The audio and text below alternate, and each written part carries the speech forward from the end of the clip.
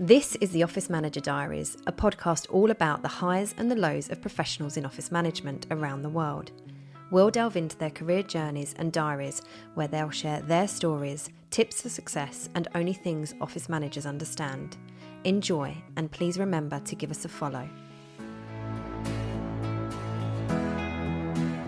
Hello everybody, it's Hannah Gray here back with another episode of the Office Manager Diaries. I'm here with Stef Droog, who is the Office Manager for Research Partnership.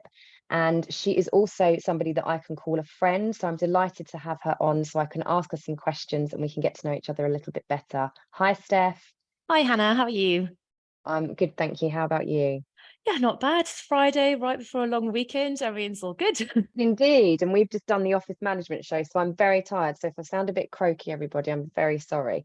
But luckily, I don't have to do much more talking because this is all about you today, Stef. So I'm really excited to delve in a bit deeper and get to know you a little bit more and more about your history with the role and the profession as well. So thank you for joining us. That's all right. So first off, can you tell us about you and your career history and how you first got into office management and how long you've been doing it for now, please? Yeah, sure. So if the people that know me, they know that I'm not English. So I moved to the UK about 8 years ago, and I started for a small travel agency as an admin person. And I didn't do that long. I stayed there for 2 months when the director actually said to me, like, listen, I think you're too good to be an admin person. I want you to come in the commercial team, which I happily accepted because it was more money as well at the time. So I was like, great, yes, let's do this. I found out I wasn't really good at sales. I really, really didn't like it. It was very, very stressful as well. I ended up working during the weekends, which is, you shouldn't really be doing that. And I just realized, like, okay, what do I do like? And I started helping out the HR lady with organizing lunches, organizing birthdays. And in the end, she just came to me and she's like, do you know what, Steph? Can you do this from now on, that you just take control over the birthdays and the lunches, because you seem to know what you're doing. You seem to enjoy it as well. I was just like, yeah, actually, I do like doing this. And the more stressful the job I was actually in became, I was just realizing I actually want to make this as my job, as like helping out people, organizing lunches, organizing events, helping people with questions if they're or like, helping them out if they just want to have a chat, because that happened as well, that I would just be in the kitchen with them having a chat, trying to help them through stressful moments because everybody was quite stressed in that environment. And then for me, it was kind of new because in Belgium, you don't really have jobs as an office manager. So it was quite tricky for me to find out, like, okay, what is the sort of job that I can do where I can organize these events and help out people and look into, because I even helped out a bit with health and safety when I saw that the light bulb was off or wasn't working or anything like that. So I kind of picked up on those things. And so that's when I put all those words together, I kind of found on Google, like, oh, office manager. Yeah, that sounds good. Let's kind of dig in into that. And it is quite tricky to find a job as an office manager without any experience or anything like that. And especially because I was only in the UK for 2 years at that time. So it was kind of tricky to find a job as an office manager.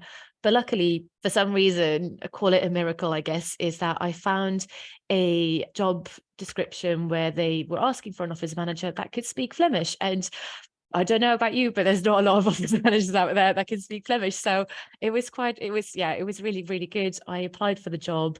I got the job quite quickly. I only had to do like one or two interviews, and the second interview I already kind of had got the job. So I just had to come in and sign the contract. So that's how I got into office management. And even then, at that point, it was still not really what I expected, because it was basically office management plus building manager. And that was, for somebody with no experience, it was a lot all of a sudden to be a building manager and office manager.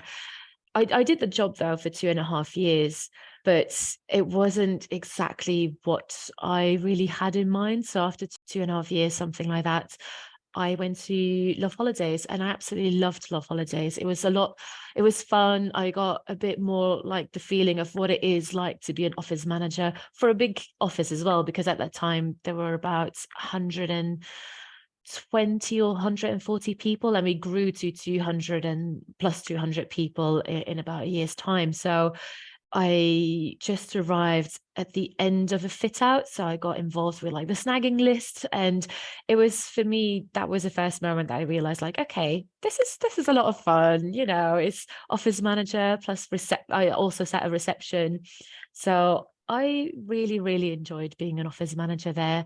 Unfortunately, COVID happened, and being an office manager in a travel agency was not the best role to be in around that time. So unfortunately, I made a decision to leave Love Holidays, and I found a new job quite quickly, which was quite surprising in the current environment at that time, to find a job that quickly. So I moved on, didn't stay there long because I felt a bit overqualified for the role. I think they expected more a receptionist plus a bit of extra office management, but not a full-on office manager. And so I ended up at Ancestry. And so all in all, I think I've been an office manager for plus 5 years now. I'm no longer with Ancestry. I'm now with Research Partnership. So I've been here for almost 3 months. So, and enjoying it very much. So yeah, I would say probably, I don't know the exact years, but I've been an office manager for probably 6+ years now. So still very much enjoying it. Good. And it almost sounds like it felt like home to you when you got to Love Holidays and found that role. Did it just kind of fit with you? Like I remember when I found the office management role and the love for it, and I just felt this is for me. And you just get almost like when you go looking for a new home or something, and everyone knows, you just know when that's the home you want, or you just know these things in life. Did it feel like that for you when you had landed that role and you'd started and thought, yeah, this is just right? It did, because I think I loved working in travel anyway. Even from my previous job, I loved working in travel, and then to become an office manager in a travel agency, and because the company was doing really, really well, so all the events that I got to organize, we could spend a bit more money, and the people that were there were just so lovely and helpful, and it just made my life as an office manager so much easier. And so when I first started it, yeah, it just felt like, okay, yeah, this is exactly what I needed. And it's mainly there where I just kind of fell in love with the role of office manager. What is it exactly that you love? Like, what is your one or two, top things or feelings that you get from being in an office management role? It's just mainly helping people. I just get a nice feeling when I can help out people, even if it's when they have any issues. Or, for example, here at Research Partnership, they didn't had a lot in the office before I joined. And even little things, I put some flowers out on the tables, or we got fresh fruit in now. And people are just so happy with it. So, even the small things, if I can help create these things for people to enjoy coming into work, I just love doing that. And the appreciation that you get from it as well is just so nice.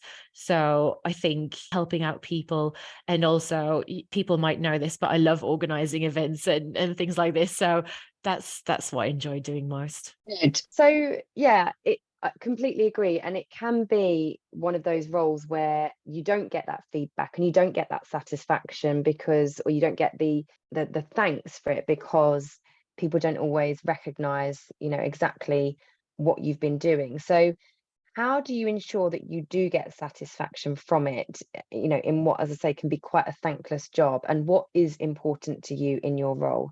I think the satisfaction, it's always good to get feedback. And even if you don't get feedback, my tip is to ask for feedback then, because otherwise you might think that you're doing a good job because people are not giving feedback. But then afterwards you might hear like, oh, actually, people are not that happy about things. So it's always good to ask for feedback with people. And, even I know it's always difficult to hear bad feedback, but even bad feedback is good for you to become even better in your role than you already are. So it's very important to make sure that you don't take it personally, the feedback as well, because otherwise you go home and you just feel disheartened, and they don't mean it they don't mean it like that. So for them, it's just to make sure that you know what is going on. And in the end, once you've addressed those issues, then everybody's super happy, and you're happy, because then the only thing you get is good feedback then in the end. And is that how you would recommend getting that sort of satisfaction and making sure that people know what you're doing to raise your profile internally, is to ask for feedback and kind of say, how am I doing? How did that go? Is that typically what you do? Yes, I mean, I've only learned it in the hard way to do that myself. So that's why I do that now, asking people like, okay, is there something that you think I could do better? Or because in the end, as I mentioned before, it's always difficult to find, you always think that you're doing a good job. So for me, satisfaction that I know that I'm doing a good job, and I hear from people that they're happy with what I do.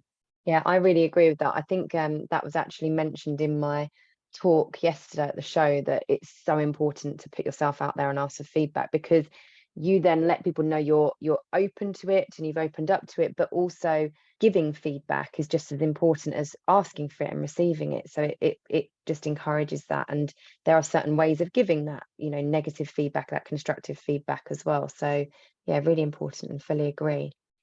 So, Steph, you've been part of the office management portal for some time now.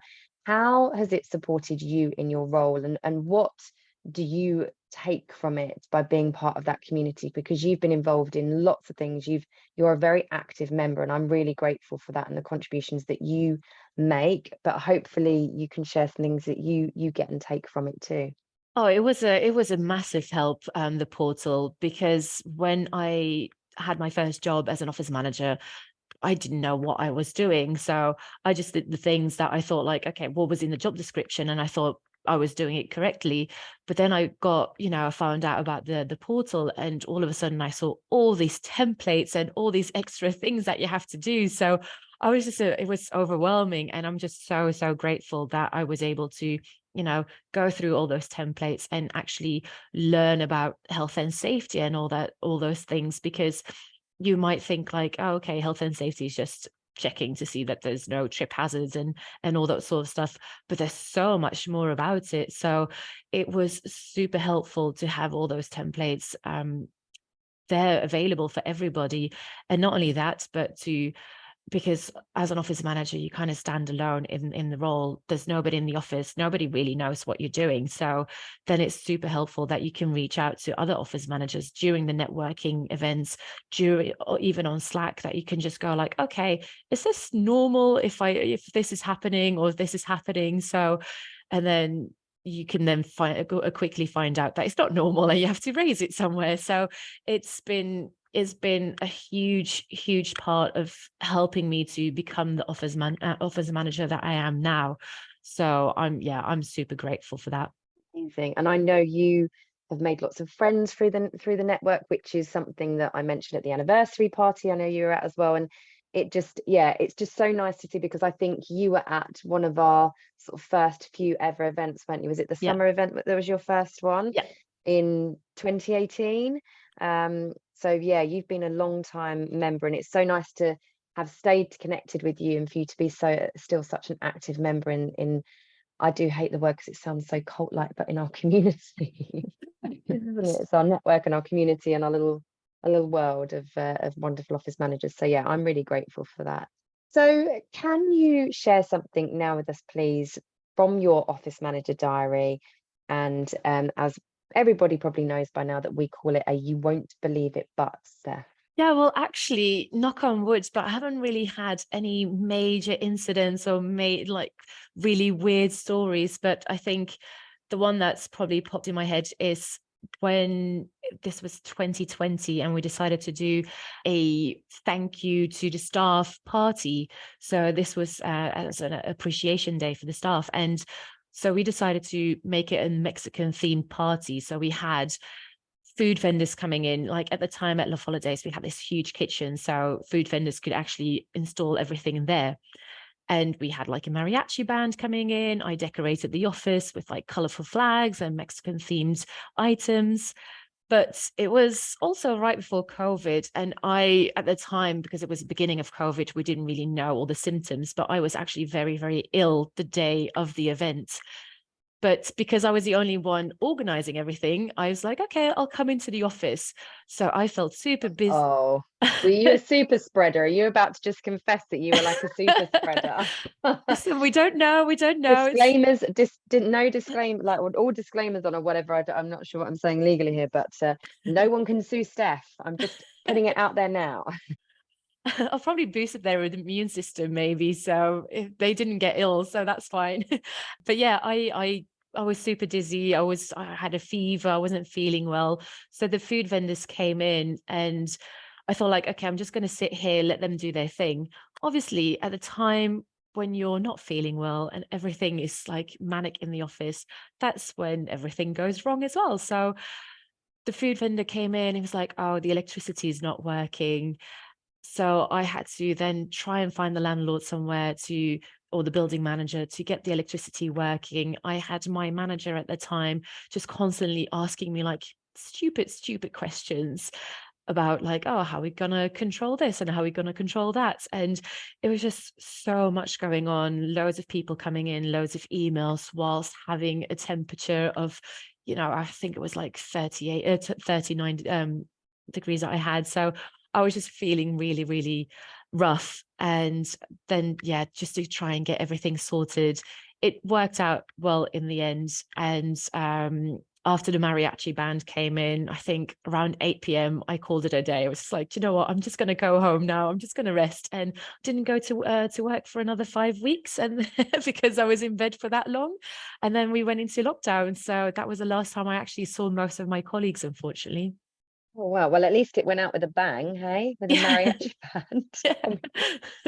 Oh my goodness. Wow. Okay, yeah. I mean, it's crazy, isn't it? Like the stuff really well and truly hits the fan when you don't need it to. And it typically does happen, as you say, when you're already at your limit, especially when you're unwell. It's so difficult. There's such a reliance on us in these roles.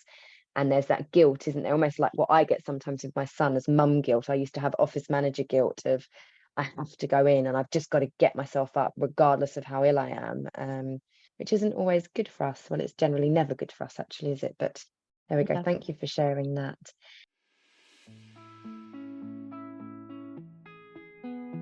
My tip for the episode this week is around health and safety. Health and safety is a minefield, and particularly in the UK, there is so much that we should be doing, need to be doing, but probably aren't doing. So, to start simple, my tip on this one is to do your checks. Get on the HSE website, that's the Health and Safety Executive here in the UK, or if you are outside of the UK, go to the website that your government owns in relation to health and safety, do a Google search and find that site and look for 5 to 10 tips or pieces of the law that you should be doing and implement them. For example, with typical office health and safety law here in the UK, you should have a named and competent health and safety officer. And by competent, that doesn't mean someone who knows nothing about health and safety or health and safety law. They should have done some form of health and safety training, even if it is just an online e-learning course or something like that. Make sure they're named and added to your health and safety executive poster that should be in your office on your notice board. The second piece, moving on to the notice board, is to have that in place and is to make sure that you have got your fire marshals, first aiders listed, that you've got a map of your fire evacuation or assembly point there, that you've got locations of your first aid boxes, and maybe also a commitment around health and safety that's signed by the CEO or managing director or whoever it might be.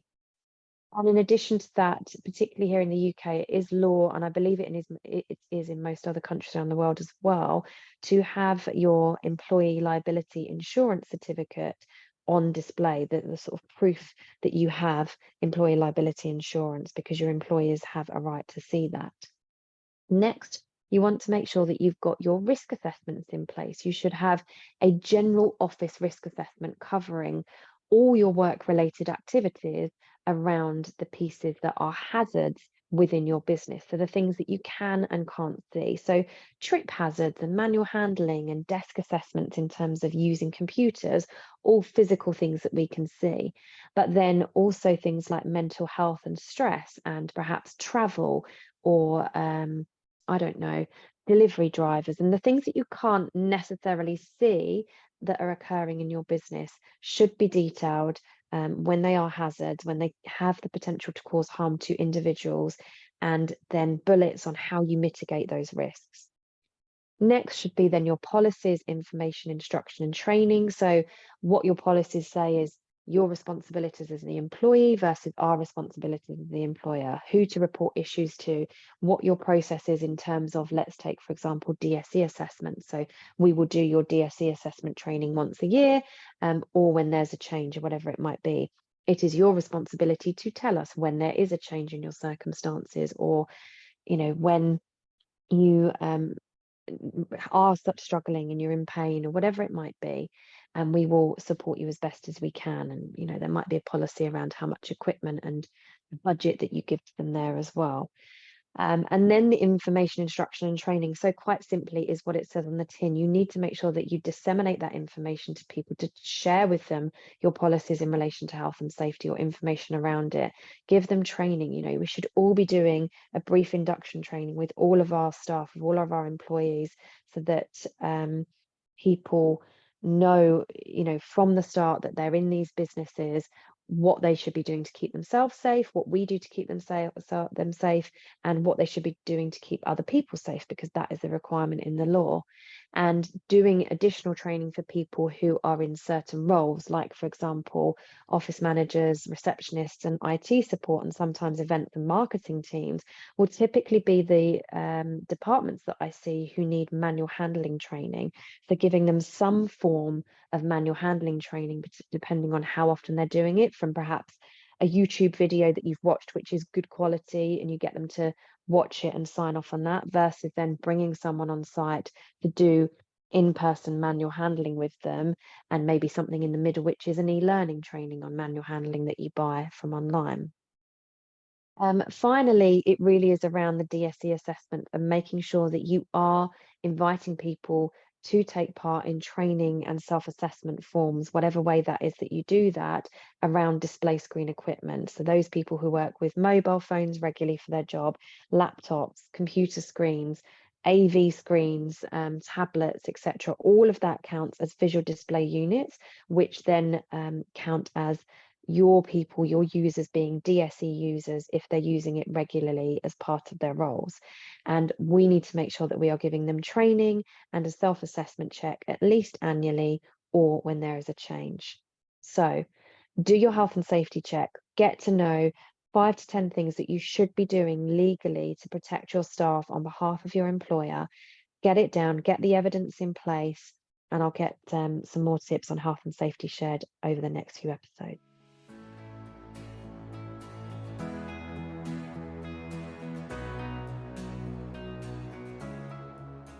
So what are your proudest moments now? Can you share some of your wins and successes? Yeah, of course. I think the proudest moment is that I'm actually, every time I go into a new office, I kind of make the role my own and put my own stamp on it. I never want to really replace the previous office manager. And every time I come into a new office, they appreciate that and they're super happy. And I remember the first time I became an office manager, that was when I still didn't had all the knowledge, but I won several awards saying like, oh, thank you for all your work. And even now I'm with Research Partnership for 3 months, already had the CEO commenting on saying like, I've heard such great feedback about you, keep up the good job. And it's just because, I make it my own. I make sure that everybody's happy, everybody is, I try to be there if they need just a chat. So I kind of want to become a friend, but also make sure that don't take it too far, because I am still an office manager. I still want to make sure that everything is smoothly, like, I will still send an email out if I can find like loads of rubbish in the kitchen or anything like that. But I think for me, that's the biggest satisfaction, just to make sure that everybody's just happy in the office. And that for me is the biggest achievement. If people are happy in the office and they know that they can come to me. And I think one of the biggest successes for me is that, yes, I've done a few different jobs now as an office manager. I worked for a few different companies, but I'm quite proud to say that when I was made redundant with Ancestry, it literally was a week and I found a new job. So I think that for me was a big, big success. And I think it's kind of to do with when I do my interviews, I myself, like, I'm quite a positive person. I'm quite a happy person. So, and I think that's the biggest success because I can stay myself, I can stay happy. And you can see that in the result that I find a new job, like literally in a week's time. Yeah, absolutely. And again, you've got a lot of self-motivation here in this role and self-satisfaction, which is so important, I think, in a lot of aspects of our life, but particularly when you are in an office management role, because you aren't always going to get, some people we speak to in the network, right? They are not getting that praise and that satisfaction, and it can be really disheartening again and kind of demoralizing, or can just push them to a point where they're not satisfied and they're actually becoming resentful. So the fact that within 3 months you've had a thank you from the CEO is definitely something to be proud of, because they don't always make time to say thanks, and depending on how large the organization is, they won't necessarily be able to do that personally either. But that definitely shows that you've made an impact. But yeah, you're right. I mean, I couldn't believe it when you told me that you were made redundant and then within a week you were messaging saying, I've got a new job. And I was like, what? Most people haven't even got themselves together to go and apply for a new job in that space of time and get their acts together that quickly. So yeah, absolutely kudos to you for smashing it. And it is so important to relax in interview situations and be yourself. How do you think, or what is it specifically? You have, as you say, been in a few companies now over the last few years for the first time as the office manager. And it's similar to me, although not in such a small space of time, but I was kind of a 2-3 year person because I got a little bit bored of not having the challenges and I wanted the pay jumps, but also wanted more autonomy and more responsibility. So I went from bigger companies to smaller companies to get that. And I really loved getting to grips with things, getting things in the right way and process, which is why I probably set the business up. But I know when I went into those places, I had certain things I would always look at and do and roll out, and I knew it would make immediate impact. But for you, is there anything you consciously do you think, going into a new organization as the office manager? What do you prioritize? What do you look at first? And how do you make that impact that you talked about? Well, so for example, here with Research Partnership, when I came in to see the office, I could already see like, okay, this is what I can do. So for me, I want to go to an office and kind of see what the challenge would be, because you don't really want to go to an office and just think like, okay, this is what I've done before. Great, I know what it is. That's fine. I'll go for that. So I try to go to when I go to a different office, I try to find a challenge that I can challenge myself. So for example, I've never really done a fit out before from start to finish. And here with this company, we are planning to do a fit out later this year. So that for me was like, okay, I'm going to go for that job. I know it was, a lot of people said to me like, oh, you're just going for this job because, you've just been made redundant. It's the first offer that you got. And I thought in the beginning, I thought like, yeah, maybe that's the reason. But when seeing the office, I was just like, okay, there's a lot of things that I can do here. So this is for me pushing myself. And that's what you want to do, because I don't want to really go to a new company being comfortable, but also kind of being bored after a while.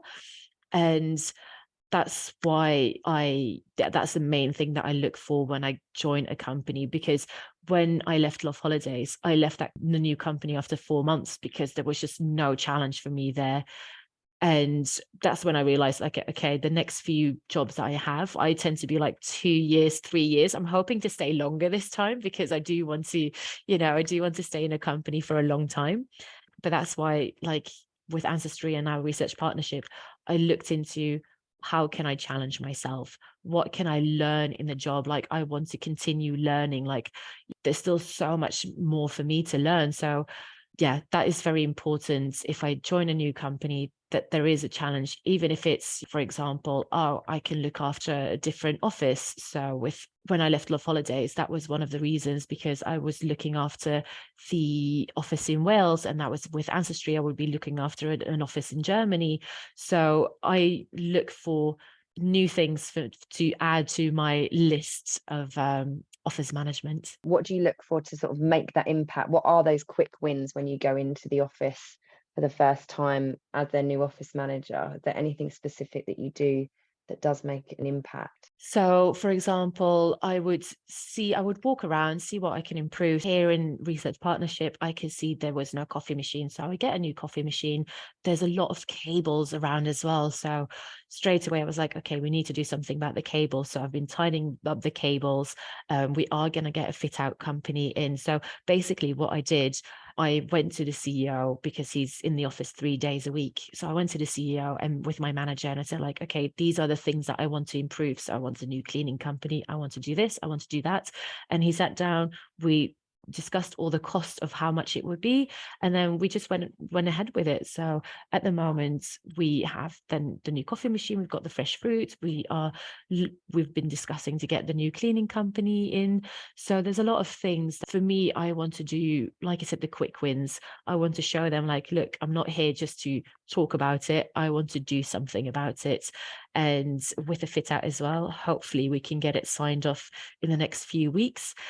And even if it's been, so for example, the Wi-Fi in the office isn't great either. So I've joined the IT team and helping to push to get that signed off as well. So it's just for me to, just come in and do things rather than just talking about it. Yeah, being a doer and being very observant, right? Because you have to open your eyes up to see the opportunities that are there, because some people just can't see those kind of Yeah. things that particularly aren't in office management roles. So great. So what about the challenges for you, not necessarily in the role that you're in at the moment, but over the course of your office management career? What have been or are your biggest challenges, and how do you overcome them? I think the biggest challenge was, so for example, I worked in an office before where they didn't really appreciate it, things, and it actually dragged me down. I questioned being an office manager.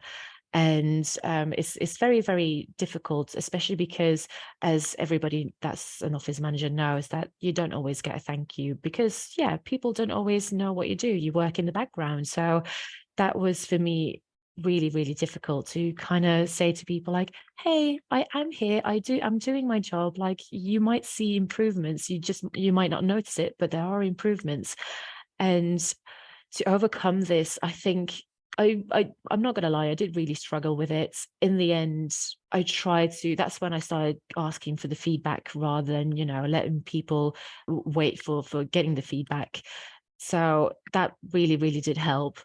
And I didn't stay in the company in the end, but I also think, okay, if people don't say thank you, as long as you have a few people that are very, very grateful, that already helps for me. So if there's nobody that says thank you, I'll be like, okay, I will still struggle with it.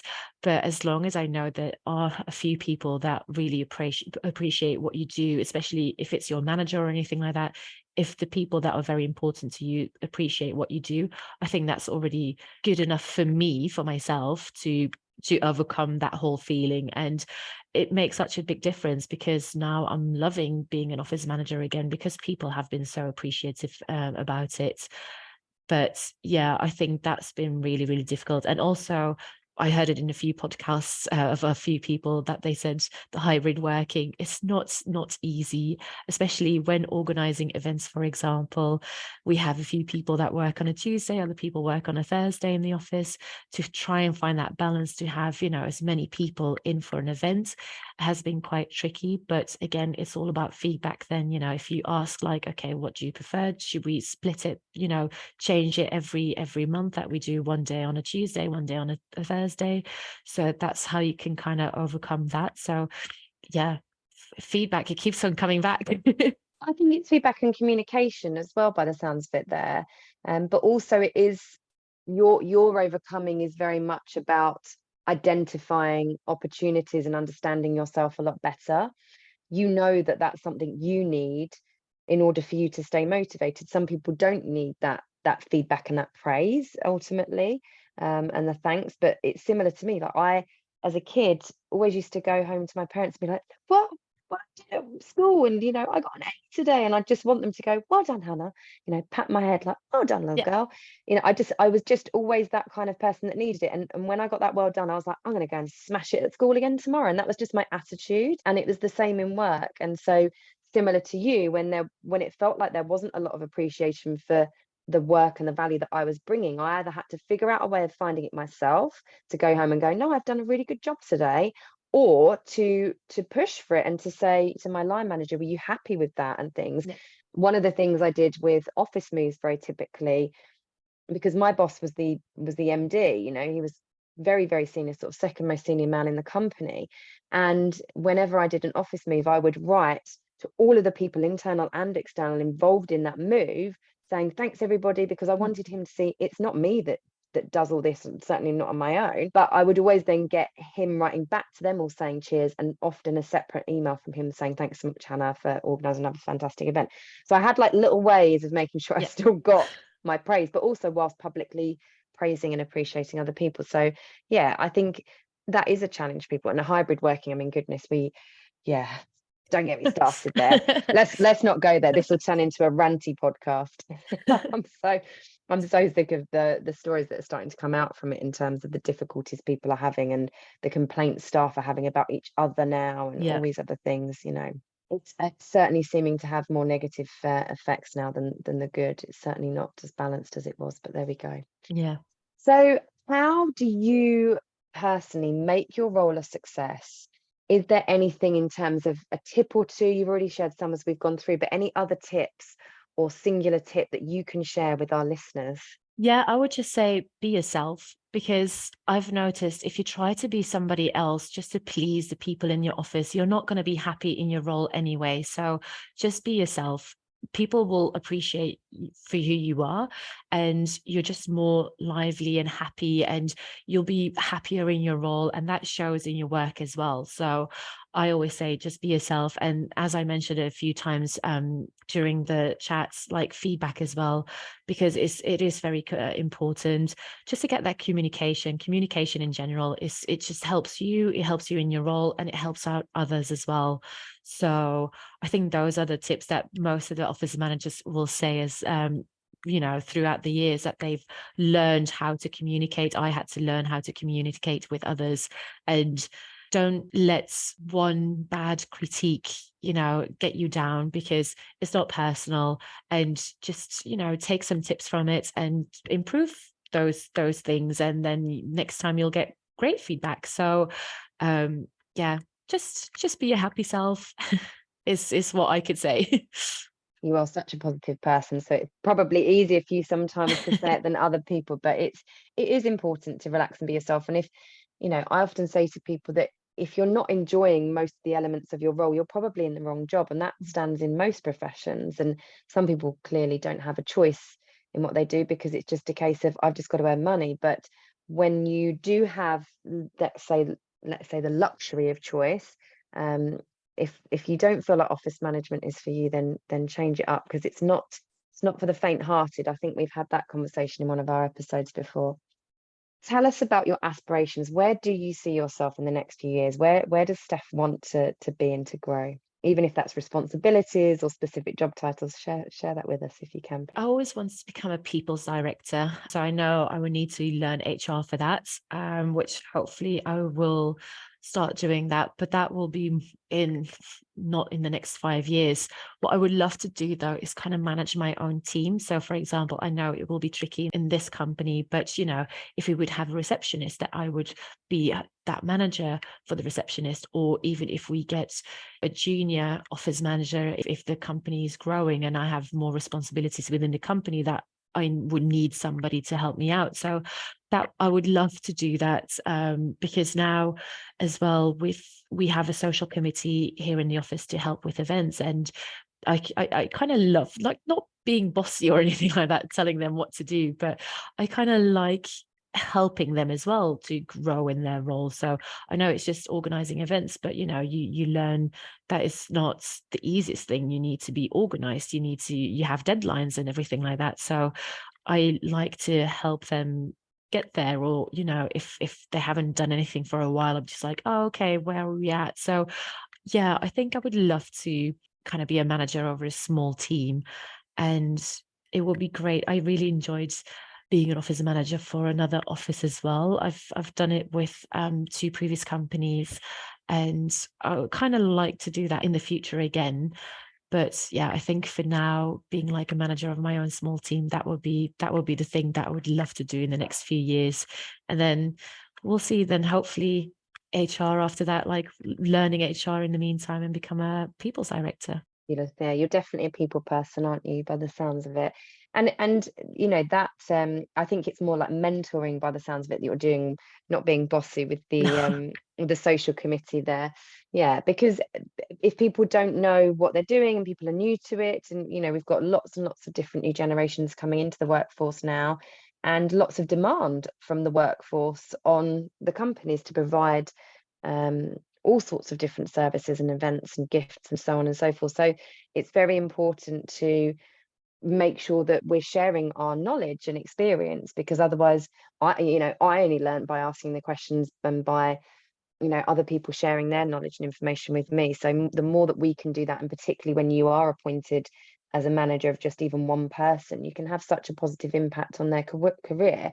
And we can all probably think of times when we've had a good manager and we've had not necessarily a bad manager, but one that in comparison wasn't quite as effective for us and we didn't quite click with, and why and what the qualities were about that manager that made them better than what we'd had in the past or whatever else it might be. So it can be a really fulfilling position to be in. So I completely agree and understand why you have that as an aspiration, Steph. So well, thank you so much for joining me on the Office Manager Diaries. It's been really nice to catch up because I've not seen you for a little while as well. So, albeit we're virtual, but it's very nice to see you. And I really hope you Yeah. enjoy the lovely long bank holiday weekend and all the bank holidays we've got coming up, because we're recording this at the end of April. And yeah, I will hopefully see you in person very soon.